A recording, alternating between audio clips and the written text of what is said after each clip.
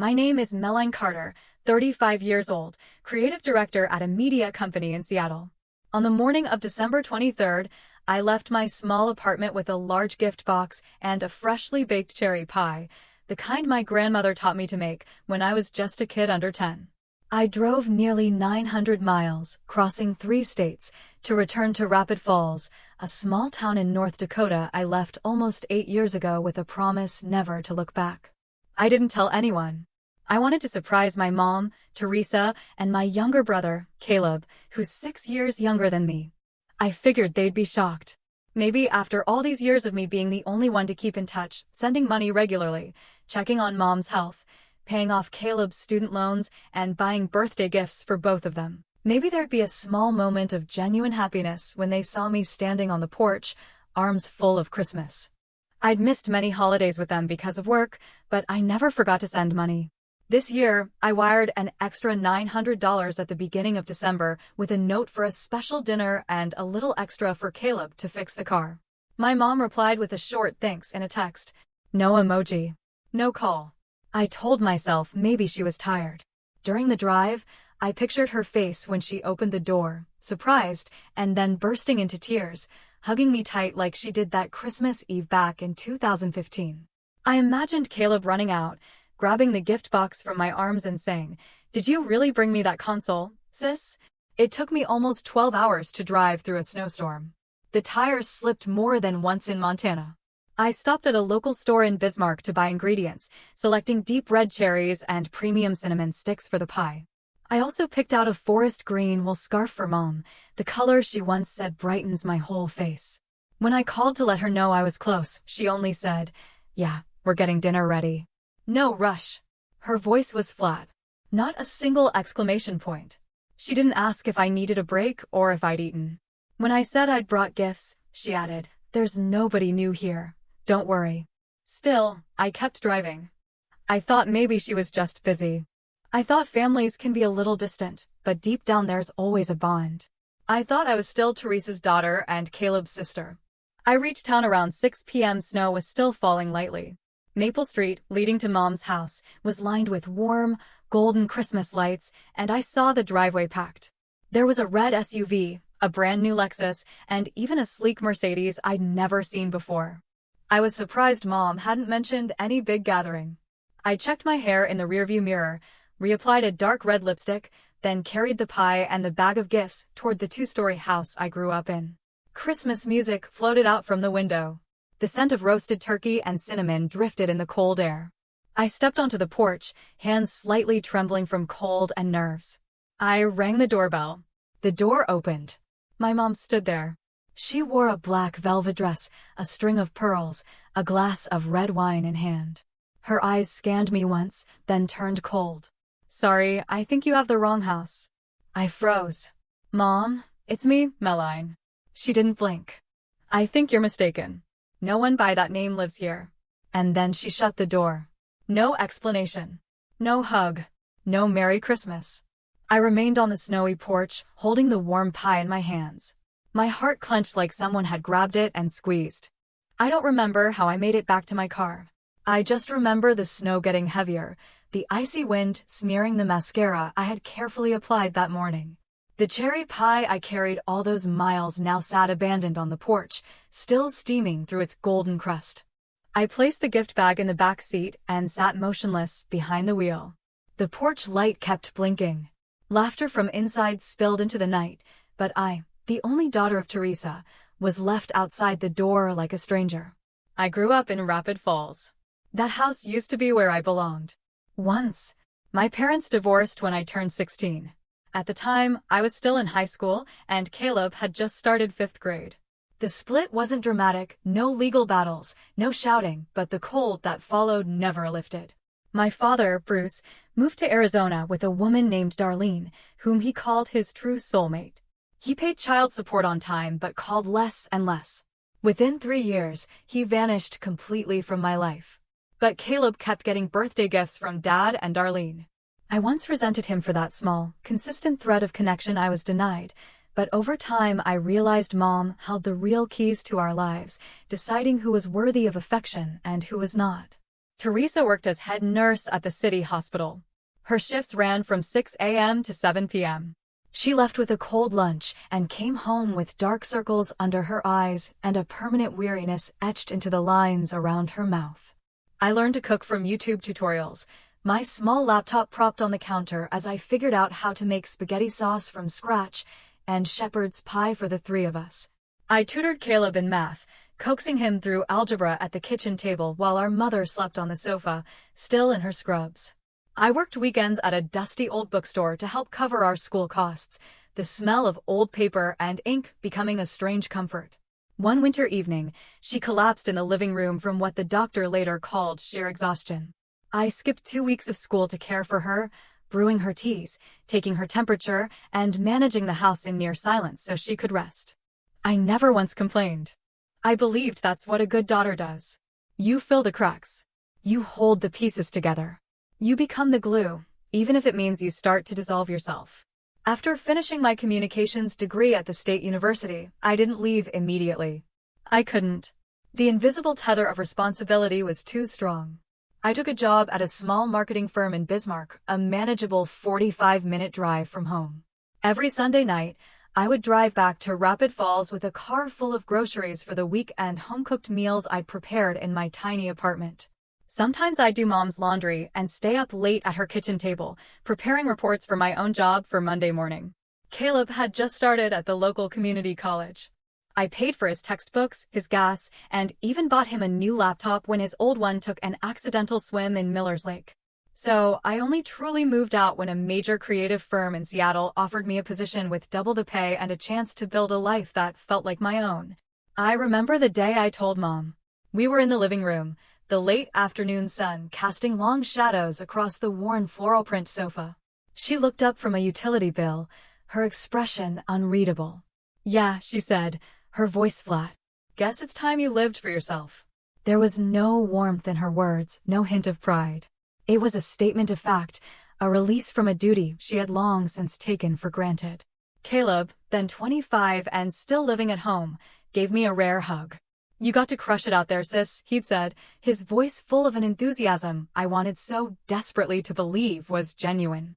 "Prove this family's not all failure." I thought he meant it. I thought he was cheering for me. 3 months into my new life in Seattle, my mother called at midnight. Her voice was strained. The heaters broke. They quoted me $3,500 to replace the whole unit. "I just don't have it, Meline." Without a second thought, I wired the money first thing in the morning. 2 months after that, Caleb called. "Hey, I landed an interview at the auto shop, but my car is dying. The transmission is shot. I can't even get there unless it's fixed." I sent $4,200 for the repairs and a new set of tires. After that, it became a pattern, an unspoken agreement. I set up regular automatic transfers, $850 monthly to Mom's account for bills and upkeep, and $500 to Caleb for his expenses.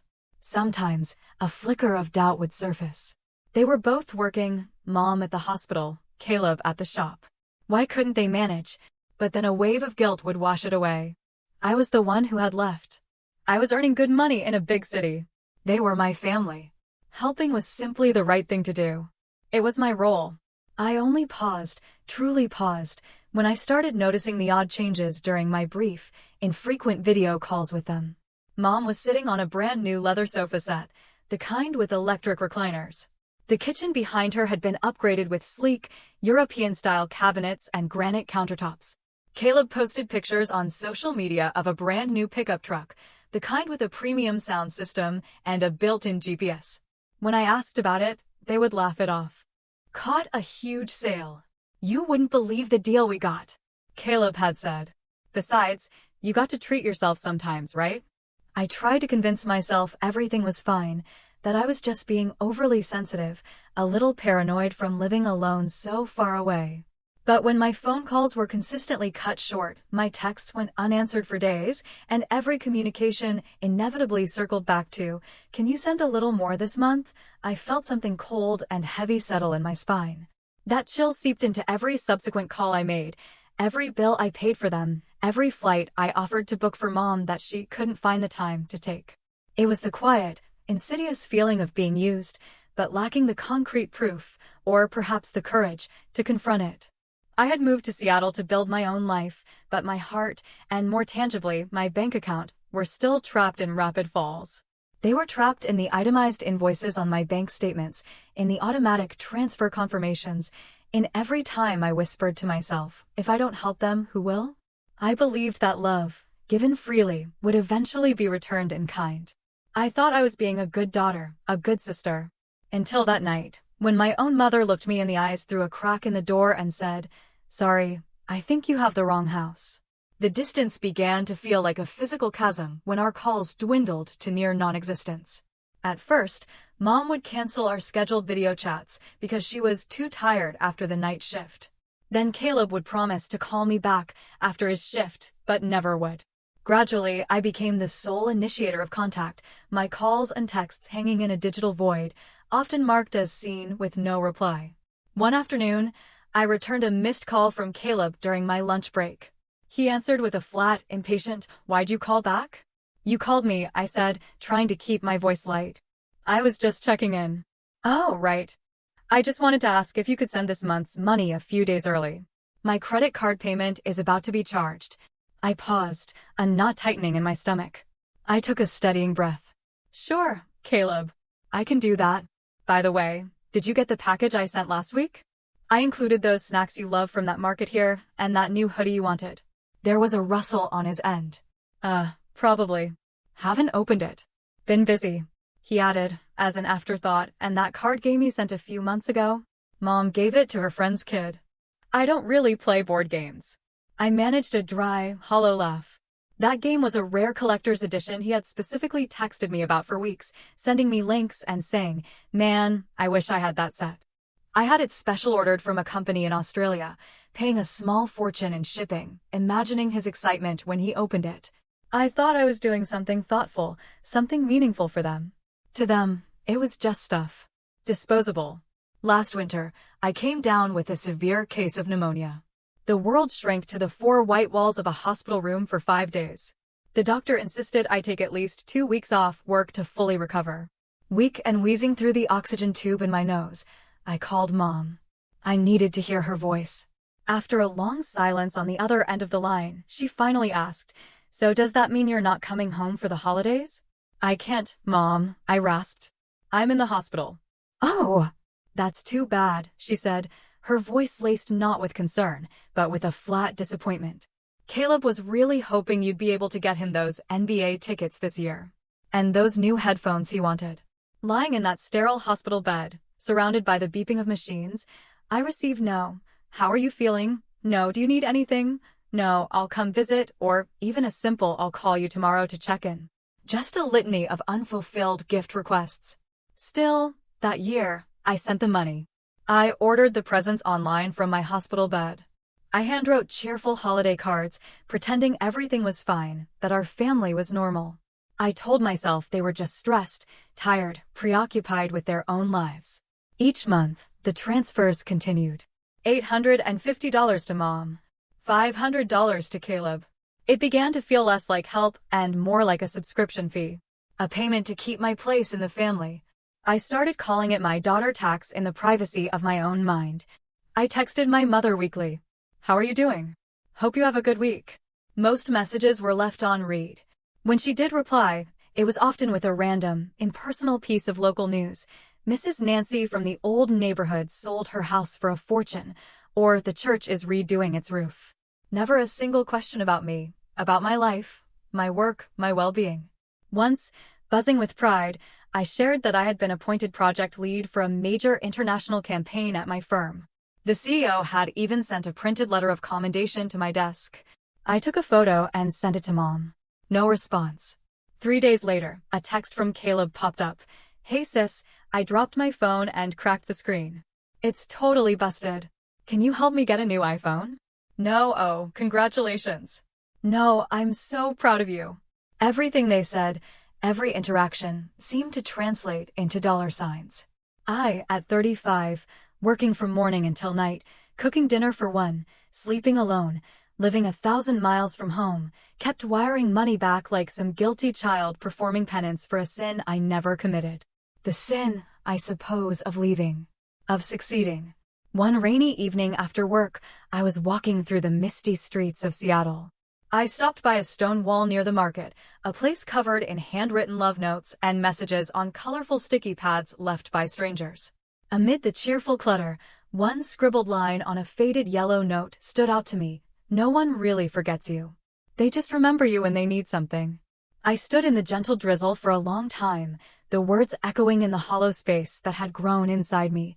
Many nights, I'd look at my bank account and ask myself, if I stop, will I lose them?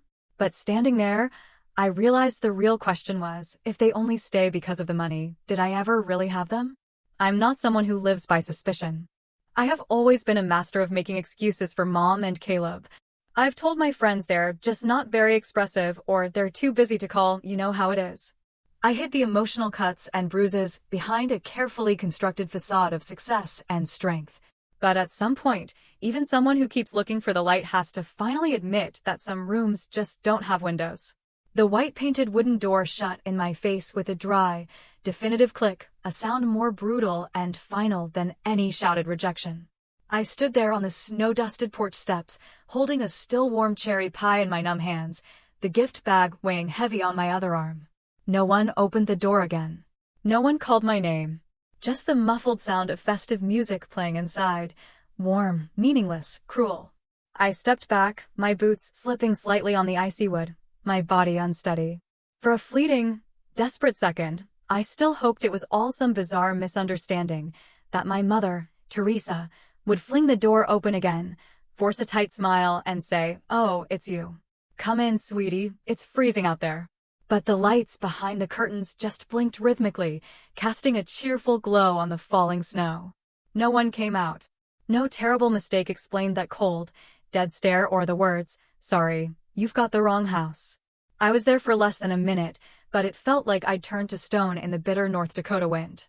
As I finally turned to leave, the door creaked open again. A tall man appeared in the rectangle of golden light, slicked back dark hair, a charcoal suit, a deep red tie. For a disorienting moment, I didn't recognize him. Then it hit me. Caleb.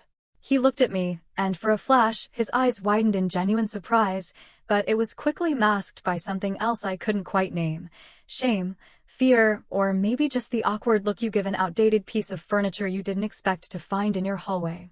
"Mom, who is that?" Caleb asked, his voice a little too high, an obvious performance of confusion for the benefit of those inside. My voice came out stronger than I expected, cutting through the cold air. "It's me, Meline. Your sister." He didn't move forward to hug me or even step back in shock. He just stood there, one hand resting lightly on the door frame, forming an invisible, uncrossable barrier. "Oh, right," he said, dropping the act. "I thought you weren't coming." "You thought?" I managed to keep my voice steady, though a tremor was starting in my hands. "You knew I was coming." I called from the road. I texted. I sent gifts ahead of time. "You asked me for more money just 3 weeks ago, Caleb." He glanced nervously over his shoulder, back toward the flickering lights and chatter in the living room, then back at me, his voice lowering to a conspiratorial whisper. "Not now, Meline. We've got guests. Mom's a little on edge, you know how she gets. Don't make a scene. It's Christmas." "I'm making a scene?" A short, bitter laugh escaped my lips as a hot wave of anger finally rose in my chest, thawing the shock. I drove over 900 miles through a snowstorm, I baked a pie, I brought gifts for you and for Mom, and I'm the one causing trouble? Caleb looked around the quiet, snowy street, clearly terrified someone might overhear. "Fine, we'll talk later. Just go. Mom doesn't want to see you right now." That was the moment the last thread of hope inside me snapped. The cherry pie, the one I had carried so carefully, slipped from my grasp and dropped into the snow with a soft thud, splitting in half. The last bit of warmth from its golden crust steamed for a brief, sad moment, then vanished into the freezing air. I let the heavy gift bag fall beside it. A small box popped open, revealing the corner of the emerald green cashmere scarf I had picked out with such care for our mother. Caleb didn't bend down. He didn't even flinch. He just stood there, silhouetted by the warm, festive lights behind him. Caleb was now the man of that house, a house that no longer had any space for me. You should be ashamed of yourself, Caleb, I whispered, my voice raw. But maybe you don't even remember what that feels like anymore. I turned away from him, from the house, from everything. No one stopped me as I stepped off the porch and walked back toward my car. The door shut again, more softly this time. I heard the muffled sound of laughter, the clinking of glasses, and then a familiar voice cut through the barely closed door, sharp and clear. Thought it was someone else. Just some stray, stood out there like they were uninvited. Oh, it was my mother. There was no doubt about it. Her voice, her tone, her words, they painted a picture of me as a nuisance, an accident, a stain she was trying to hide from her perfect party. Back in the car, my fingers were so cold and stiff I couldn't immediately turn the key in the ignition. In the rearview mirror, I saw a reflection of myself, hair damp and messy from the snow, cheeks flushed with cold and a deep, burning grief, my carefully applied mascara smeared under my eyes like soot. I was a woman who had brought kindness and tradition and love home, only to be tossed out like trash. That Christmas, I finally received the most valuable gift of my life, the truth. It wasn't pretty, but it was absolutely necessary. I sat in the car for what felt like an eternity, but was probably closer to 30 minutes, unable to will myself to leave. My hands gripped the steering wheel, trembling, though I couldn't tell if it was from the biting cold or the aftershocks of the confrontation. My breath fogged up the windshield in long, hazy streaks. Then my phone buzzed, its screen lighting up the dark car. Caleb's name glowed on the screen. I hesitated for a few long seconds before my thumb swiped to answer. Meline, are you still out there? His voice was hushed, furtive, like he was speaking from a closet. I answered flatly, my own voice sounding foreign to my ears. In the car. Look, he rushed. Don't be mad at Mom, okay? She's just stressed. Tonight's a big deal. There are guests from Palm Springs, even a Mr. Jameson. He's her main spa investor. Everything had to be perfect. I said nothing, letting the silence hang between us, heavy and cold. I didn't think you were actually coming, he continued, his excuses flimsy and thin. Mom said you had to cancel, so we figured. I mean, if I'd known for sure, I would have. What, Caleb? I cut in, my voice dangerously quiet. What would you have done? Let me in so I didn't have to stand outside like a beggar. Silence. He had no answer for that. No real apology. Just a repeated, hollow line. Let's just meet tomorrow for coffee. We can talk properly then. I didn't bother answering. Just as I was about to hang up, to sever the connection for good, he added quickly, send me your hotel address. I'll pick you up in the morning. Then the call seemed to end. Or so I thought. I tossed the phone onto the passenger seat, leaned my head back against the cold headrest, and tried to force my lungs to take a deep, steadying breath. But not even 2 minutes later, from the still-lit screen of the phone, I heard voices, clear and unmistakable. He hadn't ended the call. His phone was still active in his pocket. She really thinks we're meeting for coffee tomorrow? That was Caleb's voice, no longer hushed, but laced with a smug derision. So, are you going? That was my mother, Teresa. Her voice was sharp, tired, and deeply annoyed. Of course not. Why would I? So she can lecture me. Let her wait, Mom scoffed, and I could practically hear the dismissive wave of her hand. The coffee will get cold, and she can find her own ride back to wherever she came from. Laughter followed, light and cruel. I snatched the phone from the seat, my hand shaking violently now as I stared at the screen. The call was still connected. She still thinks she's part of this family, my mother continued, her voice dripping with contempt. That girl's lived alone too long, she's made up her own story in her head. She sends the money, the little gifts, like it matters. We just accept it to be polite. Well, it saves us the trouble of asking, Caleb snorted. And hey, if she stops sending it after this little tantrum, even better. We're doing fine now. I couldn't catch every word after that. The sounds became a muddle of clinking glasses, swelling Christmas music, and someone talking loudly about a new spa treatment in Boulder Creek and how sharp Caleb looked tonight. I sat frozen in my seat, the car now a silent, icy tomb. Each word they said was a precise, surgical cut. All those years I'd sent money for Mom's house repairs, it had funded her investment in a luxury spa. All the car payments I'd made for Caleb, they were so he could look fancy for his wealthy new friends. Every concerned call, every thoughtful text, Every carefully chosen gift I'd sent was now labeled a burden, an annoying reminder of a past they were eager to erase. My thumb shook as I scrolled up to the active call on my screen. I let it run, not because I wanted to hear more of their poison, but because some part of me, the part that had always made excuses, needed irrefutable proof. I pressed the record button. I listened as they called me that poor thing who always needs attention, the lonely older sister no one really has time for, and, worst of all, Caleb's laugh cutting through the noise as he said, "She sends a few bucks and thinks she's earned a seat at the table." A few bucks, I whispered to the fogged-up windshield, as hot tears finally began to slide down my cold cheeks. I opened my banking app, my fingers moving with a new, detached purpose. The numbers stared back at me, painfully precise and damning, $850 per month to Teresa Carter, for 48 consecutive months. $500 monthly to Caleb Carter. $3,200 for an emergency brake repair, $2,500 for Caleb's friend who has cancer, a story I now realized was a complete fabrication. $1,000 for Mom's surprise birthday trip to the city. Every dollar of it was real. And I had called it love. The call finally disconnected when my phone battery hit 1%. I didn't plug it in. I didn't try to call back. I just sat there, utterly alone, in the dark, in the snow, with a truth that was colder and more final than any rejection. They never loved me as family. They only loved what I gave. I found a cheap motel on the outskirts of town and checked in just before midnight. My hands were stiff with cold, my lips cracked and dry from the frigid air and the things I hadn't said. The third-floor room smelled of stale cigarette smoke and old heater coils mixed with bleach, but to me, in that moment, it felt like a fortress, the only place in the world where no one could knock on the door and tell me I wasn't welcome. I dropped my bag on the floor, pulled out my laptop, and powered it on. My hands were still shaking, but this time it wasn't from the cold. It was from something sharper, something clearer. Not pain, but a cold, hard clarity. I opened my online banking portal. The familiar interface showed hundreds of transactions, a digital ledger of my one-sided devotion. Each month, like clockwork. I started taking screenshots.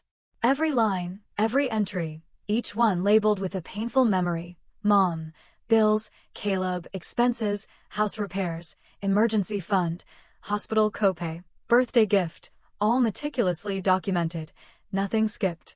It took over an hour to gather the evidence of my own folly. Then I navigated to the credit card app. There were dozens of purchases under the card I had given my mother as an authorized user, for emergencies only. One charge stood out, dated just 2 months prior, nearly $4,700 for spa equipment. Note, non-refundable steam therapy unit. I froze, the deception of it all breathtaking. My finger hovered over the screen for a moment, then I acted. The card Mom was using for her medications permanently canceled. The secondary card Caleb had access to for gas and car maintenance deactivated. I moved to the recurring transfers tab. The 2 lines sat there, stark and accusing, $850 per month to Teresa Carter, $500 per month to Caleb Carter. I clicked cancel on each one and then confirmed it again. With every decisive click, I felt a heavy chain, one I hadn't even fully realized I was wearing, fall away from my neck. Finally, I opened a new email. To Teresa Carter, Caleb Carter. Subject: termination of all financial support, effective immediately. I typed each word with a calm, steady hand. There were no insults, no accusations, no drama. Just facts. Direct. Final. Effective immediately, I have terminated all financial support in any and all forms. All secondary credit cards have been locked and canceled. All monthly automatic transfers have been canceled. For your records, the total direct cash support I have contributed over the past 4 years amounts to $76,540, not including individual gifts, supplies, or payments made directly for medical or home renovation costs. All of my financial records pertaining to these transactions have been archived for legal purposes, should they become necessary. Please do not contact me for financial assistance again. Melanie Carter. I read it over 3 times. No typos. No extraneous emotion. No questions left unanswered. I hit send. 5 minutes later, my phone, which I had plugged into the wall, lit up. A text from Caleb. What the hell are you doing? I can't pump gas. My card was declined. A text from mom. Naline, call me now. This is not funny. A minute later, another from her. I'm in the middle of hosting a party. Are you trying to humiliate me? Another text from Caleb, a long, rambling block of text with no punctuation. Are you crazy? Who do you think you are? Cutting everything off like that. The rent is due next week. Do you even care about this family? I silenced the phone, turned it face down on the nightstand, and stared out the grimy motel window. Outside, the snow was still falling quietly, relentlessly, a soft white blanket covering the rooftops, the empty streets, and the broken, fractured bond one had just decisively buried. An hour later, curiosity got the better of me. I checked my phone. Nearly 30 missed calls. A dozen more texts, each more frantic and demanding than the last. An email from mom, sent at 2:12 a.m., its subject line screaming urgent. Meline, you are clearly in some kind of emotional distress. What you have done is impulsive and deeply harmful. Families do not cut each other off over money. If you do not restore the accounts within 48 hours, I will have no choice but to seek legal counsel. A second email followed, this one from Caleb. Cutting off financial support right before Christmas is a form of financial abuse. You won't get away with this. I'm speaking to mom's attorney in the morning. I laughed. A real, genuine, if slightly unhinged, laugh. They didn't ask why. They didn't ask if I was okay. They didn't express an ounce of concern for the daughter and sister they had locked out in the cold. It never even occurred to them that the words they had said that night, the ones they thought I hadn't heard, had exposed the entire rotten foundation of what family really meant in that house. The next morning, I drove away from Rapid Falls for the second and final time. There were no goodbyes to be said. On the dashboard, I queued up an old playlist, one that I used to listen to on my drives home. The first track was a folksy ballad titled Coming Home, but this time I knew with absolute certainty that I had no home to return to. And somehow, in that desolate realization, I felt freer than I ever had in my entire life. I returned to Seattle on the morning of December 25th. The city was draped in a thick, ethereal fog, the streets eerily quiet and still. On the drive from the highway back to my small apartment, I didn't play any music or make any calls. I just let the rhythmic hum of the tires rolling across the damp, icy road soothe the quiet shatter inside me like a strange, mechanical lullaby. Nothing had changed in my 6th-floor apartment. The little fake Christmas tree I'd put up still sat in the corner, its tiny lights blinking cheerfully. The box of holiday cookies a colleague had given me was still on the kitchen counter, untouched. But I was no longer the same woman who had walked out of this place 3 days earlier, full of naive hope. I spent the next 3 days mostly sleeping. I didn't check in with work. I didn't open my email.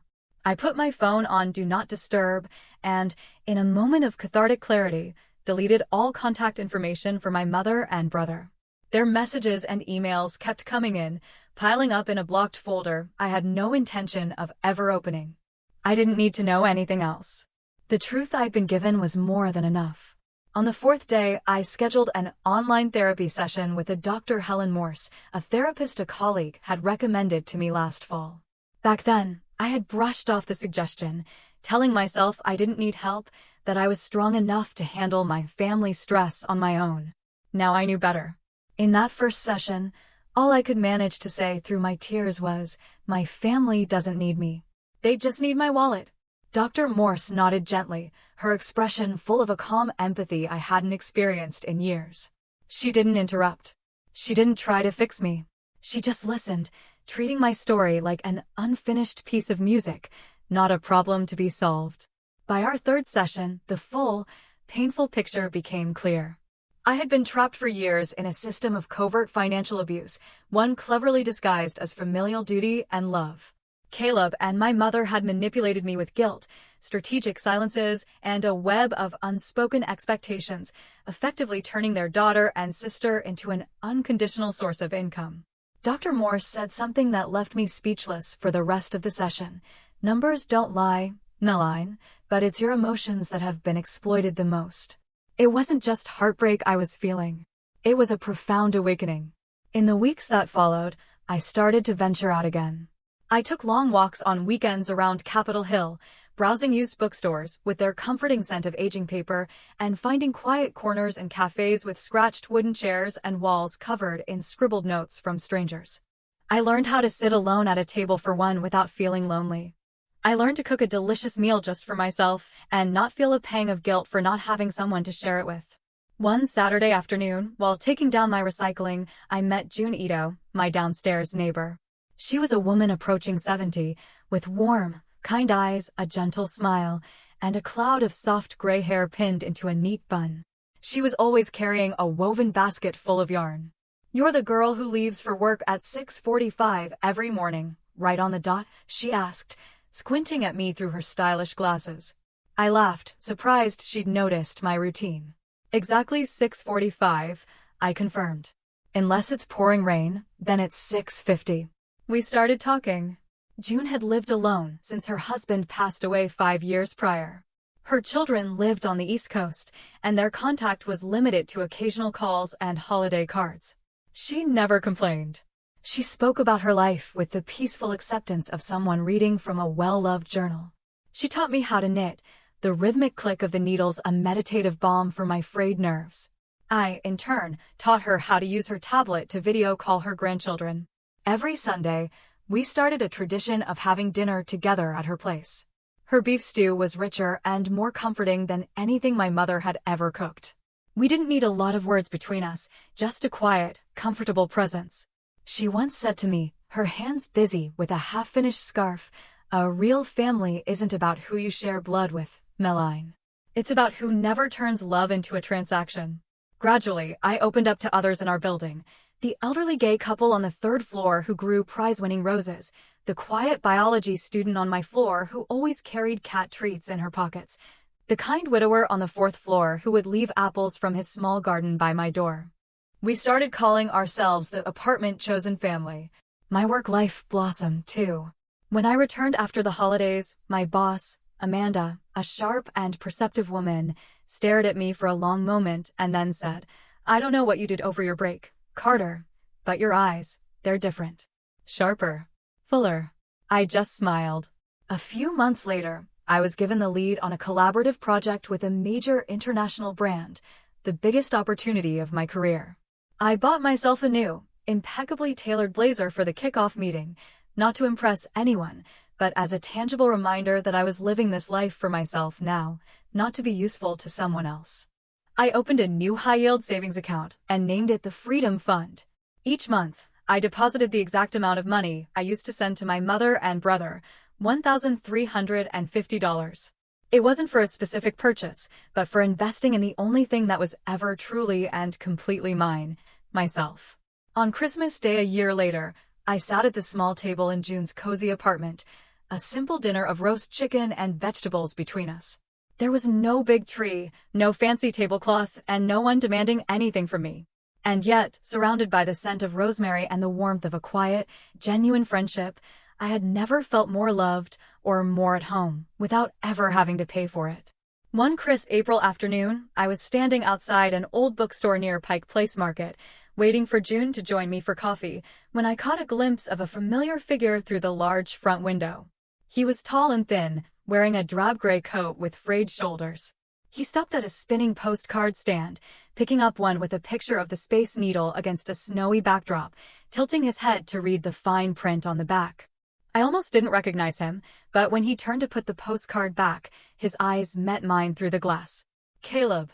He looked profoundly different from the last time I had seen him on Mom's brightly lit porch, a shadow of stubble on his cheeks, heavy bags under his eyes, and messy hair that used to be so perfectly trimmed and styled. Gone was the Caleb who drove a luxury car, wore designer coats, and moved with the easy confidence of someone whose life was subsidized. When our eyes met, I saw a flicker of raw panic cross his face, which vanished just as quickly, replaced by a weary resignation.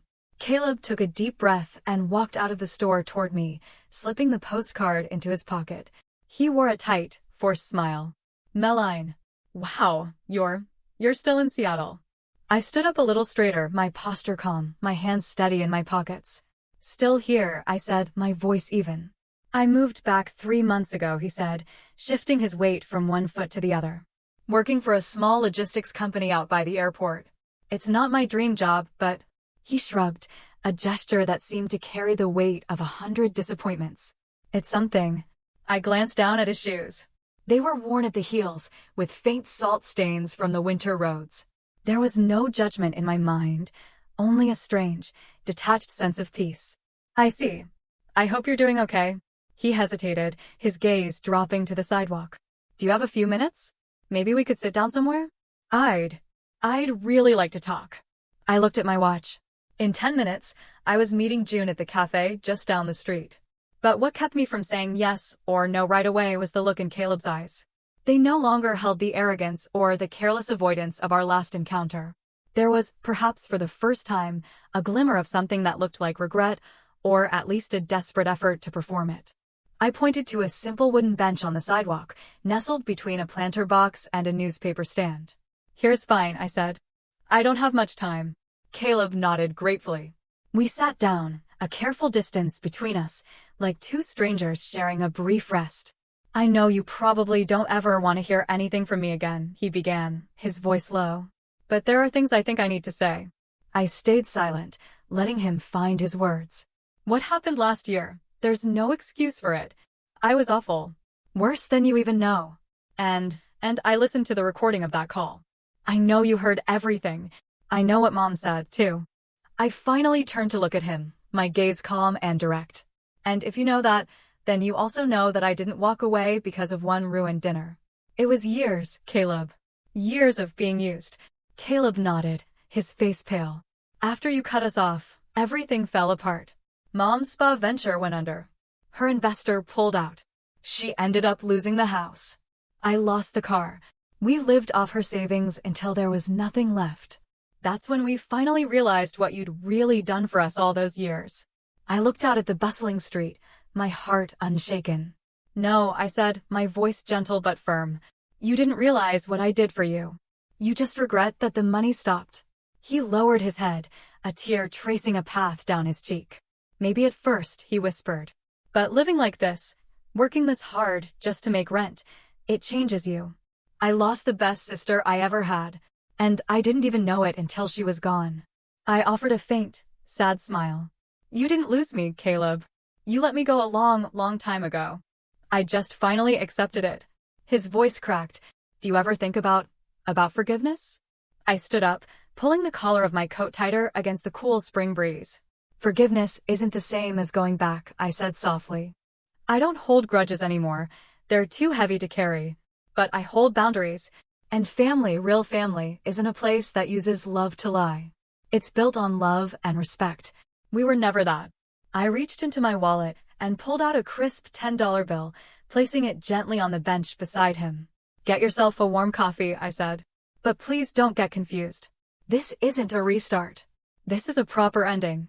I turned and walked away, my steps light on the pavement.